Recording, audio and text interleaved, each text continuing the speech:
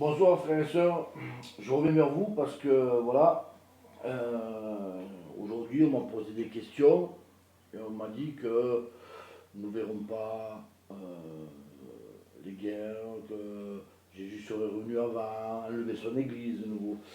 Donc je répète ce que j'ai dit dans mes anciennes vidéos, il n'y a pas d'enlèvement invisible, Jésus va apparaître. Après, il y aura les morts en Christ qui ressusciteront, et là, il y aura l'enlèvement de l'Église qui rejoindront les morts en Christ, et on ira tous vers le Seigneur. Mais avant cela, comme j'avais dit dans mes vidéos, il y a des prophéties qui doivent s'accomplir, il y a des choses qui doivent s'accomplir, et nous en sommes en plein dedans.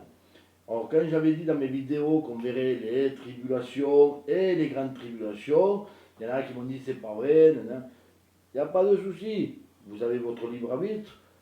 Vous faites comme vous voulez, vous écoutez qui vous voulez. Moi, je vais vous parler avec des versets de la Bible et vous allez voir que je vais vous prouver que nous allons passer par des catastrophes, des tribulations et des grandes tribulations, et que seulement après, le Seigneur viendra. Parce que il est vrai que dans les églises, on dit il y aura l'antéchrist qui va arriver, il va mettre la paix, la sécurité, le Seigneur viendra, et après il y aura les tribulations. Eh bien, ils se sont un peu trompés, on va dire. Parce qu'il y aura les tribulations, l'antéchrist va apparaître, va mettre la paix et la sécurité, et à ce moment-là, le Seigneur ruinera. Mais je vais vous prouver tout ça avec des versets. Donc déjà, on va prendre dans le livre de Luc, l'évangile de Luc, au chapitre 21 et au verset 8. Alors Luc, chapitre 21 et verset 8. Alors c'est Jésus qui répond aux apôtres qui lui avaient posé des questions. Prenez garde d'être séduits, car beaucoup viendront sous mon nom et diront, c'est moi, et le temps est proche, ne les suivez pas. Ensuite, il dit, quand vous entendrez parler de guerre et de désordre, ne vous effrayez pas, car cela doit arriver premièrement. Mais ce ne sera pas tout de suite la fin. Ça veut dire que des bruits de guerre, on en entend, du désordre, il y en a partout dans le monde, mais ce n'est pas encore la fin. C'est que le début. Donc, le début des tribulations. Alors il leur dit, une nation s'élèvera contre une nation, et un royaume contre un royaume. Il y aura de grands tremblements de terre, et par endroits des pestes, donc des épidémies, ce qui arrive en ce moment, et des famines. Et il y en a plein en Afrique, des famines. Il n'y a pas que là-bas. Il y aura des phénomènes terribles et grands et de grands signes dans le ciel.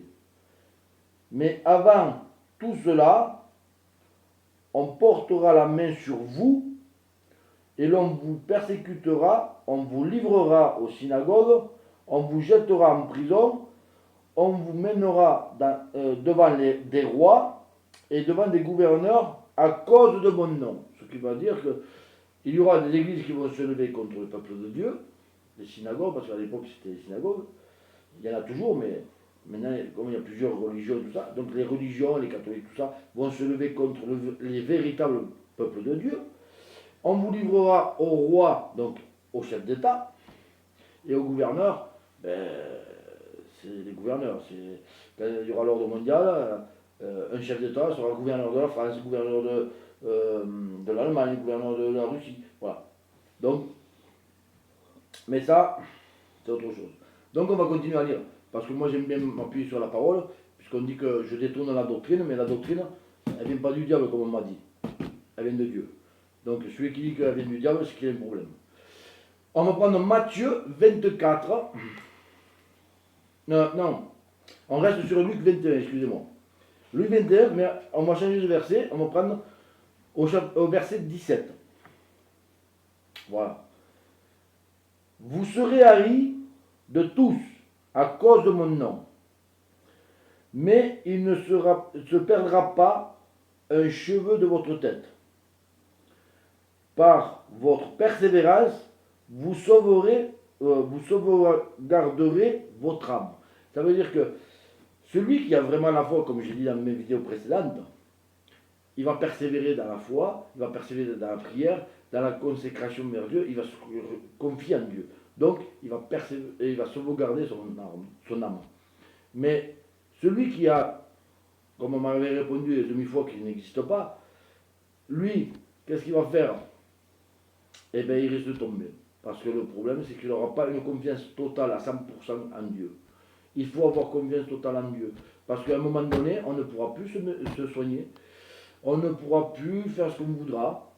Et il faudra se tourner vers Dieu. Et c'est lui qui guérira, qui pourvoira pour tout. Il est écrit dans la parole, confiez-vous à l'Éternel. Il n'y a pas écrit confiez-vous en l'homme. Malheur à l'homme qui se confie en l'homme.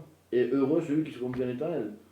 Mais on arrive dans des temps où il va falloir se confier en l'Éternel. Mais à 100%. Il faudra lui remettre notre vie, notre âme, notre esprit entre ses mains. Et c'est là que il y en a beaucoup qui vont se détourner de Dieu parce qu'ils vont trouver ça très dur. Parce que les choses du monde, comme il est écrit dans 1 Jean 2,15, il ne faut pas les aimer. Il faut sortir du monde à un moment donné. Il va falloir sortir du monde. Il va falloir haïr ce monde. Il ne faudra pas faire comme des masses, être séduit par le cycle présent. Donc, je vous le dis, c'est écrit. Moi, je ne détourne pas la doctrine. Maintenant, on prend Matthieu 24 au verset 15. Alors, Matthieu 24 et au verset 15. On va lire le 15 et le 16. C'est pourquoi, lorsque vous verrez l'abomination de la désolation dont a parlé le prophète Daniel, établie dans les lieux saints, que le lecteur fasse attention. Alors que ceux qui seront en Judée fuient dans les montagnes. Alors, ces versets, ils veulent dire que vous prenez Daniel au chapitre 12, il parle de la désolation que nous verrons. Et il a dit il y a un temps, des temps et un demi-temps. À savoir que un temps, c'est la pré-tribulation. Des temps, c'est les tribulations et les grandes tribulations. Et le demi-temps, ce sont les fléaux. Ne me demandez pas comment je le sais, je vais vous répondre tout simplement, c'est parce que Dieu me l'a dit. Parce que j'ai eu, quand je l'ai lu, ce chapitre-là, j'ai eu une pensée et Dieu est venu me dire, tu as eu la bonne révélation. Donc, je vous le dis, nous sommes dans des temps, tribulation et grande tribulation.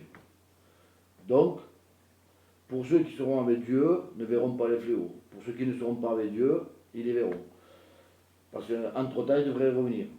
Mais, avant cela, comme je vous ai dit, il va falloir que l'Antéchrist apparaisse et qu'il y ait paix et sécurité dans le monde. Et on va continuer à lire. On va prendre Marc 13. Marc 13. Et au verset 18. Marc 13, verset 18. Il dit, priez pour que cela n'arrive pas en hiver, car ce seront des jours de tribulation tels qu'il n'y en a pas eu jusqu'à maintenant de semblable depuis le commencement du monde que Dieu a créé et qu'il n'y en aura jamais plus. Donc, on voit bien qu'il parle de tribulation. Il ne parle pas d'avènement ou d'enlèvement avant. Il va y avoir les tribulations. Et le dernier verset de Marc, c'est le verset 20, et si le Seigneur n'avait abrégé ses jours, personne ne serait sauvé. Mais il les a abrégés à cause des élus qu'il a choisis. Donc, Dieu, il sait qui sera sauvé et qui ne sera pas sauvé. Puisque lui, il va directement au cœur, donc il sait combien il va en sauver et combien il ne va pas en sauver. Mais ces élus, ceux qui ont reçu le Saint-Esprit, s'ils n'abrégeraient pas les jours, eh bien, ils se détourneraient. Donc, du coup, il abrège ces jours pour sauver ses élus. Mais il ne viendra pas avant qu'il y ait paix et sécurité. Pourquoi? Parce que Dieu n'est pas menteur et c'est écrit, et on va le voir. Du moment qu'il y aura écrit que les gens diront paix et sûreté sur terre, là, il faut s'attendre qu'il apparaisse à tout moment. Mais avant ça, il y a encore beaucoup de choses qui doivent arriver. Il y a les tribulations, les grandes tribulations. Comme je vous ai expliqué dans une de mes vidéos, il va y avoir la fermeture de la porte de la grâce.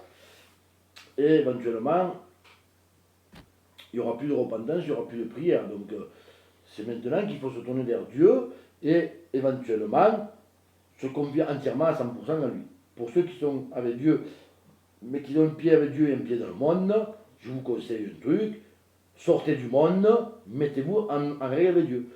Parce que les grandes tribulations arrivent. On voit des épidémies partout, on ne me croyait pas, c'est en train d'arriver, et je vous promets que ce que j'ai annoncé dans la dernière vidéo avec les vaccins, la nanotechnologie, tout ça, c'est pas des mensonges. Regardez ce que je partage. Et après, je vous ai partagé une vidéo sur l'ordre mondial où c'est qu'ils disent qu'ils vont éliminer 92,5% de la population mondiale. Donc sur 7 milliards, ils vont éliminer 6 milliards et demi. Vous voyez? Moi, ce que je dis, je peux le justifier. C'est parce que je l'ai entendu, je l'ai vu, et surtout j'ai la parole qui me guide. Donc, quand on me dit que je détourne la doctrine, que ce que je dis, ça vient du diable, moi je lis la parole, et vous voyez, c'est la Bible, Thomson, c'est pas un livre quelconque. Quand je lis la parole qu'on me dit que ça vient du diable, moi je suis désolé, c'est mon frère, ma soeur, tu as un problème. Parce que si tu n'arrives pas à accepter la parole, c'est que tu as un gros problème. C'est ou tu ne t'es pas converti, ou alors, eh bien, c'est que tu as un gros problème. C'est que tu n'aimes pas la vérité. Et si tu n'aimes pas la vérité, c'est que tu n'es pas dans la vérité. Et si tu n'es pas dans la vérité, je te conseille un truc. Repends-toi, demande pardon à Dieu et reviens dans la vérité. Parce que bientôt il sera trop tard. Et je ne te le souhaite pas qu'il soit trop tard. Mais bon, ça, tu as ton libre arbitre, c'est ton salut, c'est pas le mien. Moi, je vis selon la parole et selon la vérité. Alors, on va prendre maintenant 1 Thessaloniciens au chapitre 5. 1 Thessaloniciens. Alors, premier épître des Thessaloniciens au chapitre 5 et au verset 2. Alors, il dit comme ça. Car vous savez vous-même parfaitement que le jour du Seigneur viendra comme un voleur dans la nuit. Quand les hommes diront paix et sécurité, c'est alors que soudainement la ruine fondra sur eux comme la douleur de la femme enceinte et ils n'échapperont point. Mais vous, frères, vous n'êtes pas dans les ténèbres pour que ce jour ne vous surprenne comme un voleur. Vous êtes tous fils de la lumière et fils du jour. Nous ne sommes pas de la nuit ni des ténèbres. Donc celui qui a reçu le Saint-Esprit, il est du jour, il n'est pas de la nuit. Ne dormons donc pas comme les autres, mais veillons et soyons sobres. Alors je vais étaler un peu parce que il est dit qu'il va venir comme un voleur dans la nuit. Ça veut dire soudainement. Il ne va pas prévenir, il ne va pas dire j'arrive dans 10 minutes, j'arrive dans 20 minutes. Non, d'un coup il va apparaître. Et là, ceux qui ne croiront pas au Seigneur, comme les païens, ou ceux qui sont de l'autre côté, ils vont être surpris. Mais nous, en tant que chrétiens, qu'on a le Saint-Esprit, on le saura qu'il doit venir. On doit savoir qu'il doit venir. Donc on devrait être prêt à le voir. Parce que si tu n'es pas prêt à le voir, c'est que tu as un problème. Moi, à tout moment, quand je sors dehors, je regarde dans le ciel voir s'il n'apparaît pas. Mais c'est pas maintenant qu'il va apparaître, non. Parce qu'il y a beaucoup de choses qui doivent arriver. Donc, nous, en étant fils de Dieu, enfants de Dieu, nous ne pouvons pas être surpris. Celui qui est surpris, c'est qu'il n'est pas dans la vérité. Donc il dit, quand la paix et la sécurité, quand les hommes diront paix et sécurité, c'est alors soudainement la ruine fondera sur eux. Ça veut dire que quand ils diront paix et sécurité et que le Seigneur apparaîtra, à ce moment-là, ils comprendront qu'ils étaient dans l'erreur et ils sauront que malheureusement, s'ils ont adoré la bête, s'ils se sont prosternés devant, ils sauront que malheureusement, ils ne seront pas sauvés. C'est pour ça que la ruine les surprendra soudainement. Et vers la fin, il dit, ne dormons pas, mais veillons et soyons sobres. Ça veut dire que veillons, ça veut dire prier en tout temps. Comme dit l'apôtre Paul, il dit prier en tout temps. Il faut se garder de tout péché, prier, se consacrer, lire la parole et attendre sans péché, sans rien. Sortir du monde, sortir de tout ce qui est mauvais. Si tu as des mauvaises pensées, tu dis Seigneur, aide-moi à les enlever, parce qu'il ne faut plus de mauvaises pensées, il ne faut plus de mauvaises paroles. Tout ça, je l'ai dit dans mes vidéos, mais bon, à part me critiquer, c'est tout ce qu'on arrive à me faire. Mais bon, c'est pas grave. Moi, je parle en vérité, je parle avec la parole. Quand il dit soyons sobres, ça veut dire que quelqu'un qui est sobre, c'est quelqu'un qui est poli, on voit la différence sur lui. Moi, si je vois un chrétien au milieu de païens et qu'il n'y a pas de différence, pour moi, il n'est pas sobre. Il n'est pas différent. Quelqu'un qui est sobre, c'est quelqu'un qui tient son corps en bride, c'est quelqu'un qui ne pêche pas, c'est quelqu'un qui lit, qui se consacre, qui veille en tout temps. Puisque le Seigneur Jésus il a dit veillez et priez, car le royaume des cieux est proche. Donc veillez et priez. Il faut veiller et se garder de péché, et il faut prier en tout temps. Donc, pour cela, comme je l'ai dit, il va y avoir des guerres, des bruits de guerre, on en entend. Des tremblements de terre, il va y en avoir. Et on en a vu, il y en aura encore, mais ça c'est ce qui arrivera premièrement, c'est ce qui est arrivé il n'y a pas longtemps. Maintenant,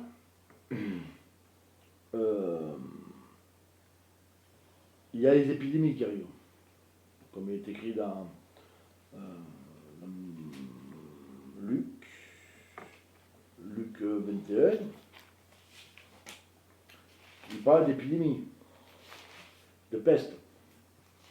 La peste, il faut savoir que le coronavirus, il appelle ça comme une grippe, mais je vais vous dire ce que c'est exactement, puisque je l'ai vu sur des vidéos YouTube. Ils appellent ça la peste du cochon, la peste porcine. Il y en a qui sont des cochons infectés de la peste porcine qui sont arrivés en Italie, tout ça, et c'est transmis à l'homme, et ça fait un peu comme la grippe H5N1, qui était la grippe aviaire, qui était les poulets infectés, ils avaient un genre de grippe, et qui s'est transmis à l'homme, et ça a été modifié, parce qu'ils se modifient. Mais, en fait, ce virus, il faut savoir que c'est une arme biologique. Ce n'est pas une arme, ce n'est pas un virus comme la grippe qui est naturelle, on va dire. Malgré que je pense que c'est les laboratoires qui l'ont transformé aussi, mais bon.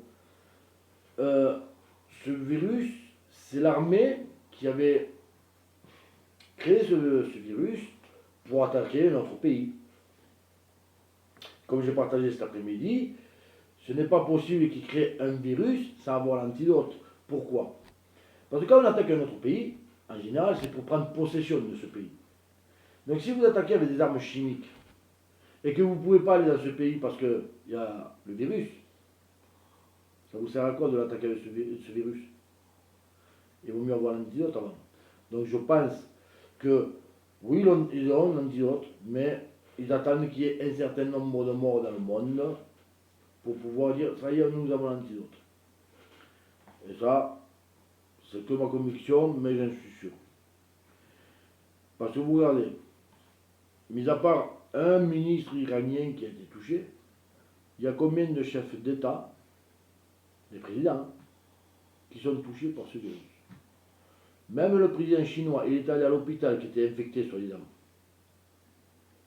Il était dans un hôpital où il y avait plein d'infectés. Il n'est pas malade, lui.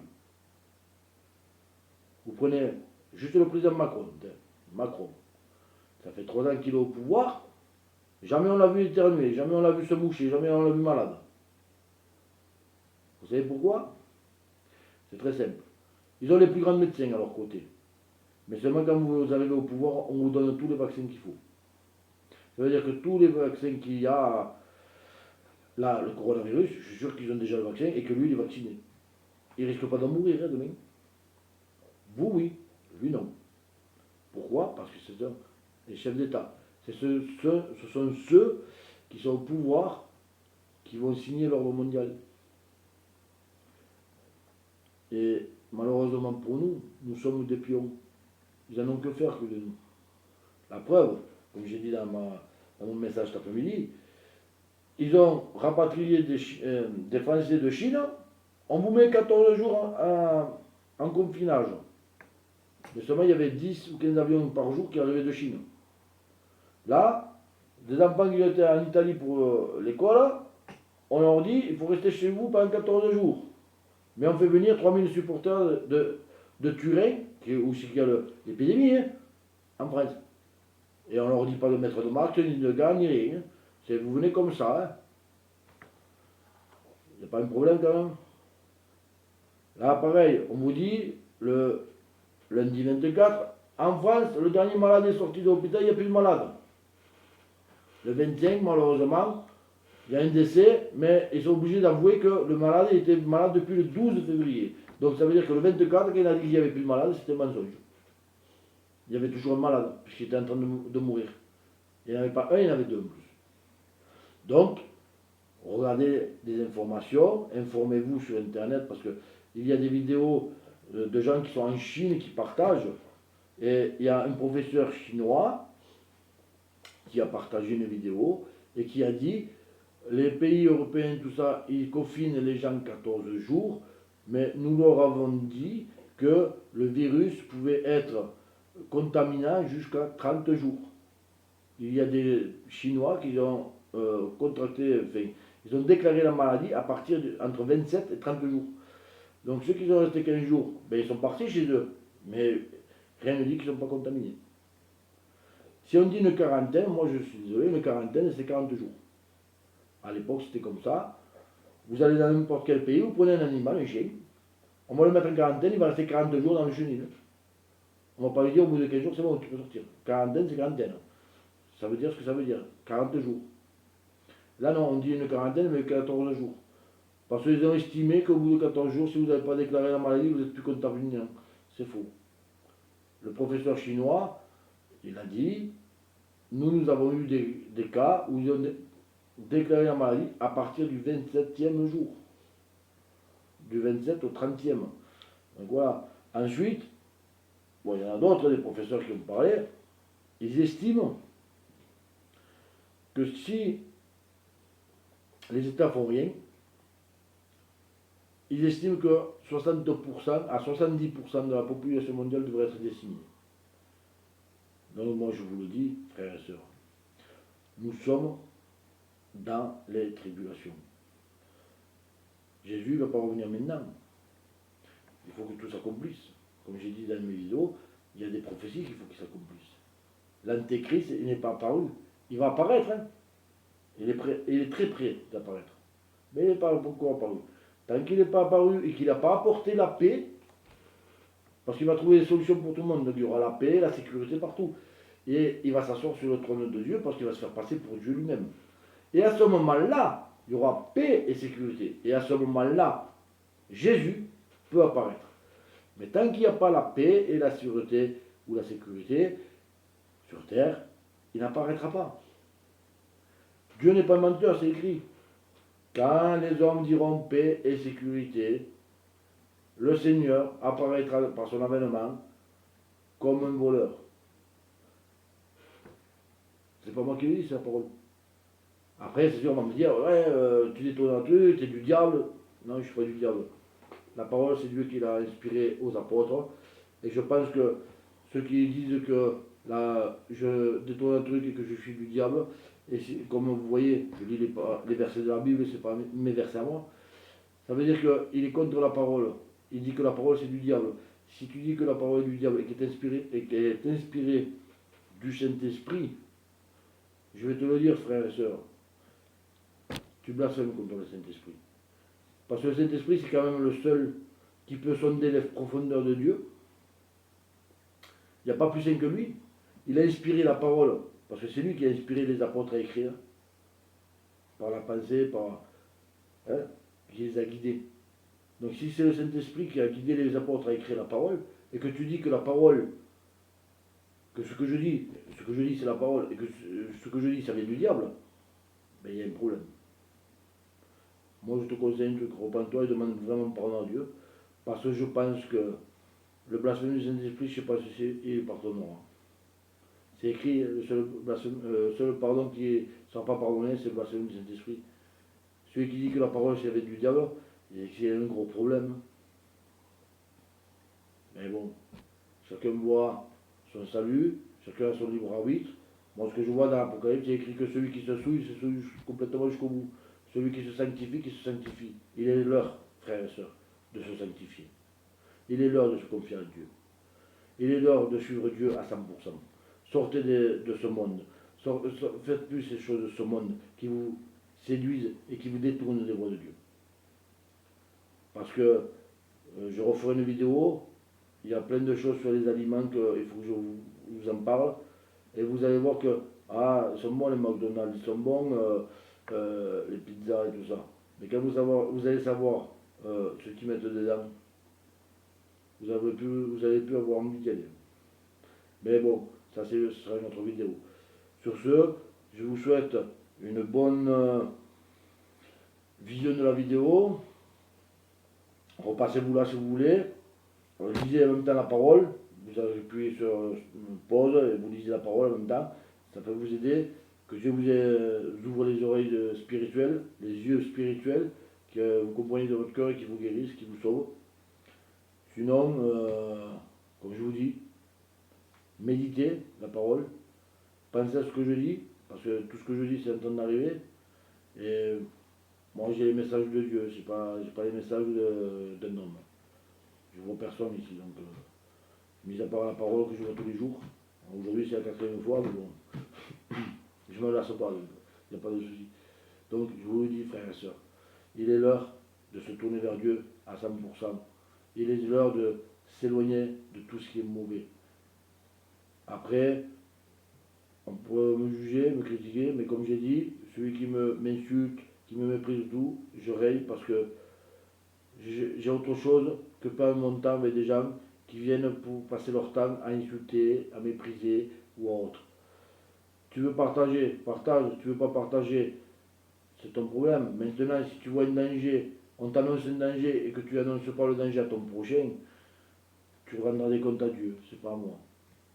Moi, je ne suis pas là pour juger, je ne suis pas là pour condamner. Mais attention, parce que Dieu voit le cœur.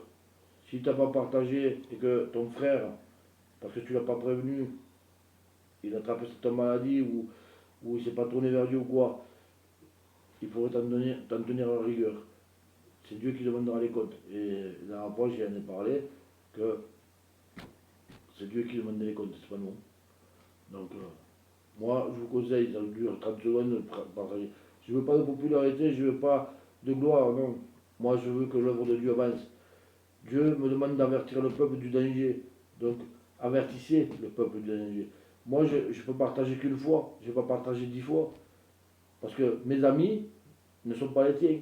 Mais tes amis ne sont pas les miens. Mais par contre, si tes amis voient, ils peuvent donner à leurs amis et ainsi de suite. Et ça peut sauver beaucoup de monde. Voilà. Que Dieu vous bénisse. À bientôt. Et que Dieu vous éclaire.